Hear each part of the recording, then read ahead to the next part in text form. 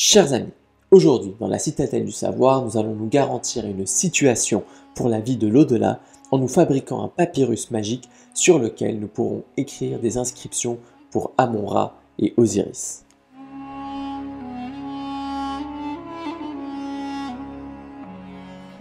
Commençons par décapiter sauvagement notre papyrus et ensuite arrachons-lui la peau.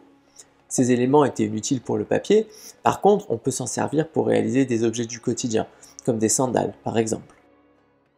Une fois le papyrus pelé, découpons-le en fines lamelles sur le sens de la longueur. Plus fines seront ces lamelles, meilleure sera la qualité du papyrus. On obtient de longues bandes de papyrus que l'on va à présent écraser avec un rouleau de bois afin de faire éclater les cellules et leur faire libérer leur sucre. Cette étape étant primordiale, il arrivait aux anciens Égyptiens de carrément marteler les papyrus. Coupons à présent les bandes à la bonne longueur, avec sur la longueur les bandes de meilleure qualité qui serviront pour l'écriture, et puis à l'arrière, perpendiculairement, des bandes plus fines de moins bonne qualité qui serviront de trame de soutien. Cette étape pouvait s'avérer longue et fastidieuse. Une fois terminée, les anciens Égyptiens plongeaient les bandes dans de l'eau du Nil avec du limon qui avait un effet de colle. Comme on n'a ni Nil ni limon, on les plongera dans de l'eau sucrée.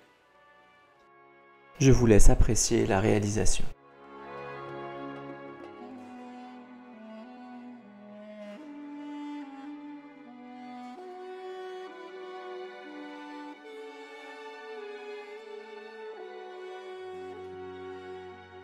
Voilà, le papyrus est maintenant achevé, il faut le laisser sécher pendant 5 à 7 jours sous des cales en bois et une grosse pierre.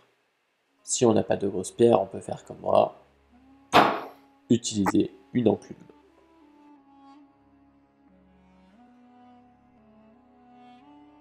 Voilà, nous avons attendu 7 jours et voici le résultat. Ça n'a pas du tout marché, puisque des traces de moisissure se sont déposées sur notre papyrus, empêchant les bandes de coller entre elles. En effet, j'ai oublié une étape primordiale pour l'époque, qui était de mettre de fines bandes de tissu autour du papyrus, de les changer quotidiennement, afin de permettre à l'eau de mieux s'évaporer. Cette étape était primordiale pour la qualité du papyrus, ainsi que pour sa longévité. Cependant, afin de ne pas vous décevoir, ainsi que pour satisfaire Anubis et Osiris, j'ai réalisé en off un nouveau papyrus que je vous laisse découvrir.